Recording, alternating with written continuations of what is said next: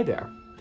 We are going to be working Psalm number 140 something or other, 145. 145, and we're going to be unburdening ourselves. We're using Psalm 145 to release burden. So whatever is burdening you right now, get that in mind, because we work these Psalms magically, not religiously. That means we have specific objectives in mind. These are actual spells that we are casting. So we're casting a spell to release burden. And all of the symbols inside of the psalm represent different aspects of your consciousness, not religious historic figures. And these aren't necessarily prayers of worship for us. They are actual workings of magic. So we go through it once out loud, we speak it out loud, and then we go back through the psalm and we extract verse by verse the seeds of magic within the psalm. We unpack them and plant them deeply into our deep mind, where they will grow fruit after their kind. All right, so here we go. Psalm 145. I will extol thee, O my God, O King, and I will bless thy name forever and ever.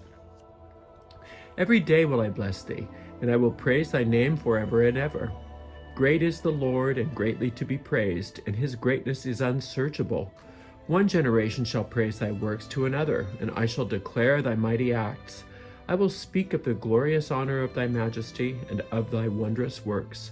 And men shall speak of the might of thy terrible acts, and I will declare thy greatness. They shall abundantly utter the memory of thy great goodness, and shall sing of thy righteousness. The Lord is gracious and full of compassion, slow to anger, and of great mercy. The Lord is good to all, and his tender mercies are over all his works.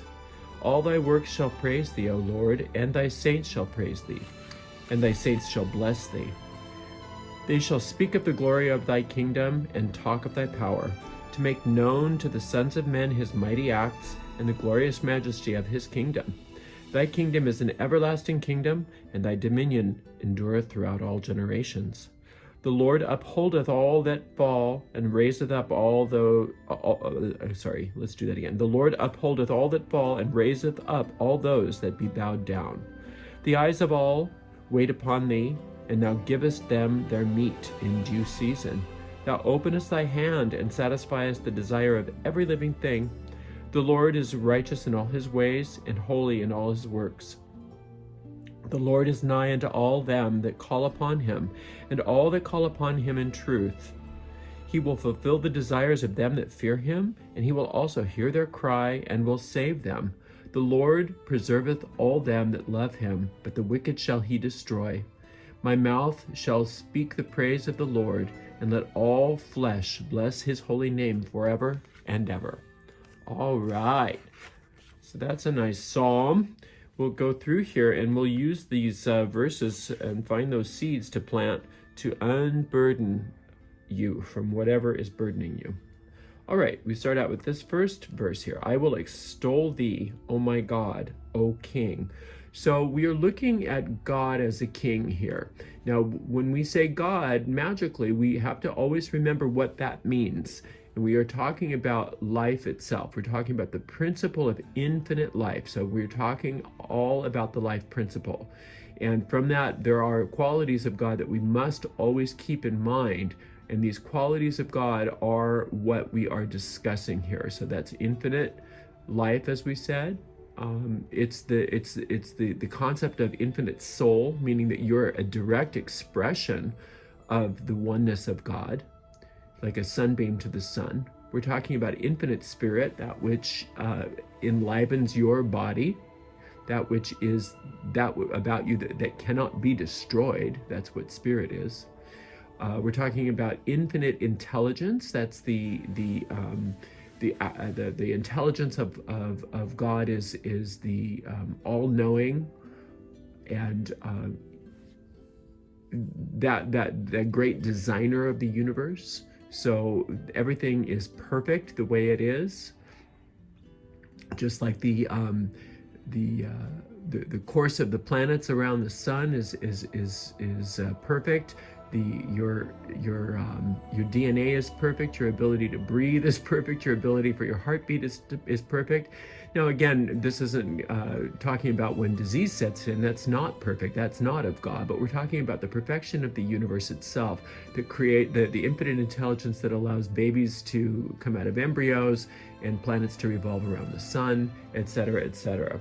We're talking about infinite truth, that truth which cannot, there is no lie that can cover up the truth. Infinite truth is divine truth. Truth meaning that, 2 + 2 = 4. It doesn't equal 6, no matter how many times you say it does. Truth is truth. Divine truth is divine truth. Infinite love, perfect love, perfect love. So, etc. So these are the things that we talk about when we talk about God. So we will extol thee, O my God, O King. And so those are the things which rule us. Are the true rulers of us are the principles of life itself, not an external deity, right? And I will bless thy name forever and ever. What is the name of God? The name of God is the nature of God. So you bless the nature of God by considering the qualities of God, like we just did.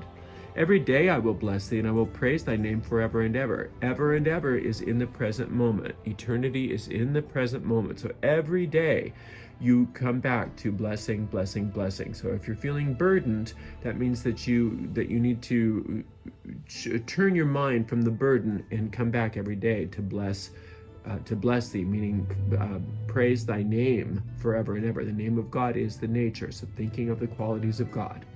Great is the Lord, and greatly to be praised, and his greatness is unsearchable. So the infinite love is unsearchable. Infinite truth is unsearchable. Infinite life is unsearchable. These are invisible things. God is an invisible thing. So God is in the world of thought. God is in the world of the invisible, the unmanifest world. That means that it's not limited in any way. Manifestation is a limitation. Okay, so it's unsearchable. One generation shall praise thy works to another and shall declare thy mighty acts. Okay, so now we're talking about your thought forms themselves. Remember, each of your thought forms acts as its own kingdom, as its own family, and they have, out of each thought form comes generations and generations of thought forms. And so what we are doing with the Psalms is we are purifying our thought forms, because our thought forms are what manifest into reality ultimately.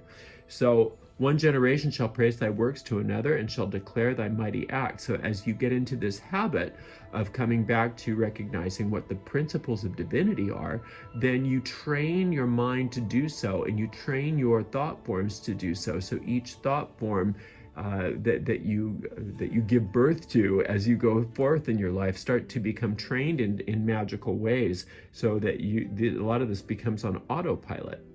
I will speak of the glorious honor of thy majesty and of thy wondrous works. Now, this is very important. This is discussing how we use our words. So we want to use our words that only speak of the glorious honor of thy majesty and of thy wondrous works. That means that you're not going to use your words to bitch and moan all the time. You're not going to use your words to talk about how horrible it is and how we're all going to hell in a handbasket and there's no way out of these crises, etc., etc., etc. You're not going to bemoan your burdens. You are going to instead use your words to talk about the wonders of God, the wondrous works of God. And that means that in whatever you can, you're going to use your words to be an uplifting, to be a reminder, to be a refocusing back onto the qualities of God. And that doesn't mean you're going to proselytize. That doesn't mean you're going to diminish anybody's experience. That means that you're not going to use your words irresponsibly and unconsciously, because your words have power. Okay, and men shall speak of the might of thy terrible acts, and I will declare thy greatness. Okay, so no matter what is going on about you, no matter what everybody is saying about you, you are going to declare God's greatness. And you don't declare God's greatness by thinking of God as an external deity and talking about things like praise the Lord, praise the Lord. No, that is not what we do in the craft. That's not what we do magically. What we're talking about is that we are going to use our words to gently always come back to truth and not use our words to create that which we do not want. We are going to be very, very careful about how we respond to men, speaking of the might of thy terrible acts. They shall abundantly utter the memory of thy great goodness and shall sing of thy righteousness. Now, in this case also, the men don't necessarily mean people outside of you. They are talking about, again, the different aspects of your consciousness. We're getting all those, quote, men together to abundantly utter the memory of God's great goodness and sing of his righteousness, meaning righteousness means right thinking and right acting. And great goodness is what God is. God is the principle of good. So we are keeping our mind and all of our different aspects of our mind focused on the good.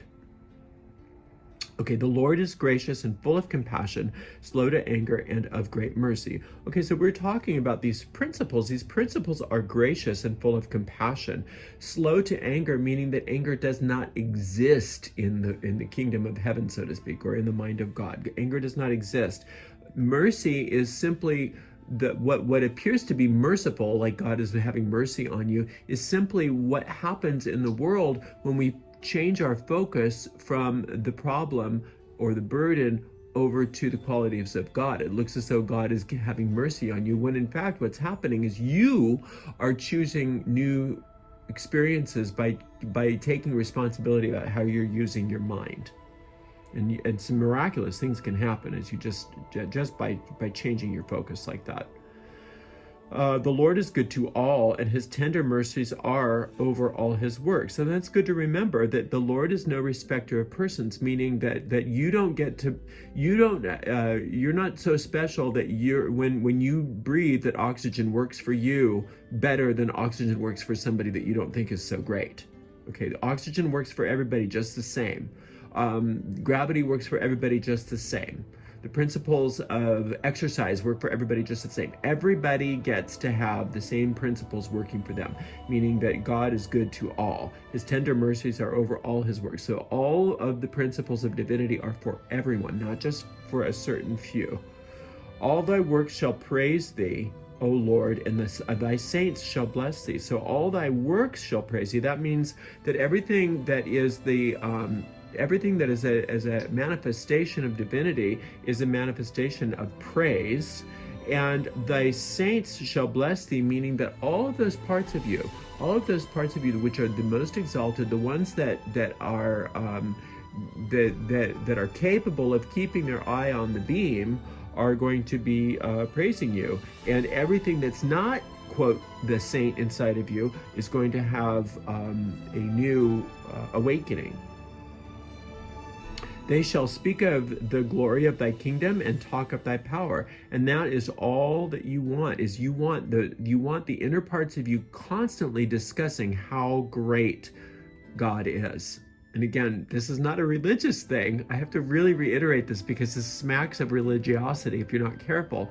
When all of the aspects of the inner part of you are speaking of the greatness of God, that simply means that your mind, your thought forms are focused on the good and not on the burden, and that's how you are delivered from the burden.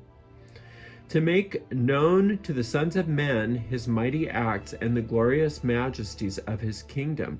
Okay, so the sons of men in magical parlance means that all of, again, like the generations of your thought forms, all of the decisions that you make based on your preconceptions. So the sons of men are decisions that you've made and created new thought forms based on decisions that you've made about yourself and the world.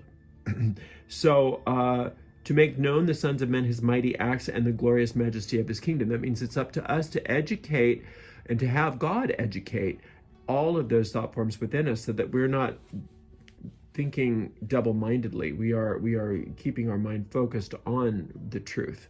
Thy kingdom is an everlasting kingdom, and thy domain endureth throughout all generations. So just by understanding and recognizing the eternality of the kingdom, is simply to recognize that in the present moment, there is no past, there is no future, there is only eternity. And so in this present moment, there is nothing but holiness. There is nothing but the dominion that endureth throughout all generations. Now, all generations meaning every thought form to come that you have. And so the more you can surrender into the present moment and allow God's will to be done here and now, the quicker this all comes about for you. So don't be obsessing about the future here, at least not during the spell, while you're working the spell. The Lord upholdeth all that fall, and raiseth up all those that be bowed down. Okay, so don't worry about making mistakes. Don't worry about your past. Don't worry about not getting everything perfectly. That is the concept of grace, that no matter what you've done, it doesn't matter, because it will all be well. The eyes of all wait upon thee, and thou givest them their meat in due season. Okay, so the eyes of all inside you are waiting upon the Lord, and waiting means just listening, being patient, being taught, being certain, okay? And through that certainty, we are given, all of those thought forms are given their meat in due season. That means that all good is on its way. Those burdens that you're grappling with now are all being dissolved. And so this is where the faith must come in, because sometimes you don't see an instant manifestation of your desire, but it will come in due season. And that due season is not forever. I promise, it's not long waiting. Thou openest thy hand and satisfieth the desire of every living thing. Now that's very powerful, isn't it? So the infinite intelligence opens its hand to satisfy the desire of every living thing. So what are your desires? You have to ask yourself, what do you truly desire? Well, the infinite intelligence is opening up his hand to satisfy the desire of every living thing. So every living thing. Now, every living thing within inside your mind, all life within you, the infinite principle of life within you is connected to the infinite principle of life within the whole universe. And that hand is opening up right inside of you, the hand of God right inside of you, to satisfy every single desire. The Lord is righteous in all his ways and holy in all his works. Righteous again, meaning perfect, being right thinking, right ideas. Everything is in alignment with perfection in all his ways, and holy in all his works. So since you are now aligned with infinite intelligence, you are aligned with all of those qualities of God, you can allow all of this to be made aright. You can allow all of this to be made aright. Just like when you drag a magnet through the sand, it's going to pick up iron, and they're going to fall into a particular pattern. So is going to be now with you by just putting yourself in alignment with this particular ultimate magnetic field, right? Because God has, when we say God has a plan for you, that's literal. Just like God has a plan for every seed, God has a plan for every star, God has a plan for every bit of life. God has a plan for you, and that divine plan is something that once you are in alignment with it, it falls into place of its own accord. See, we have free will, so we don't have to do our divine plan. We can do our own thing. We can have as much misery as we desire. But if we desire to get outside of these burdens and outside of these miseries, that's easy to do if we are willing to recognize that all we have to do is put our focus back on the truth about who we are and allow that divinity to display its perfect pattern. The Lord is nigh unto all them that call upon him, and all that call upon him in truth. So to call upon the Lord, to call means that we recognize that God does not just do it for us unbidden. God does not just say, oh no, you don't want that. You don't want those burdens. Come on, let me fix that for you. We have to decide. We have to honor our free will. We have to say, no, I don't want this. I want what God wants instead. So if we call upon infinite intelligence, if we make that choice to call upon infinite intelligence, that means that we're calling upon that divine pattern to manifest, that we no longer want these burdens, that we take responsibility for making the wrong choices, or for not even realizing we had a choice. And we come back to the choice of calling upon God, calling upon the principle of infinite intelligence, infinite love, all of that in truth, and watch the pattern just transform before our very eyes. He will fulfill the desire of them that fear him, and he also will hear their cry and will save them. Now, what is fearing him? Fearing him is respecting him. It doesn't mean, I'm so afraid. It means a healthy respect. Just like an electrician has a healthy respect for electricity, a nuclear physicist has a healthy respect for plutonium, right? A meteorologist has a healthy respect for weather patterns and tornadoes and hurricanes and things like that, right? We have a healthy respect for the most powerful power in the world, the source of all power. So we have a respect for that. It is more powerful than electricity, more powerful than weather, more powerful than atomic energy, right? And that energy, that power, there is only one. There's only one force. There's only one source. There's only one substance, and it's not a deity separate from us.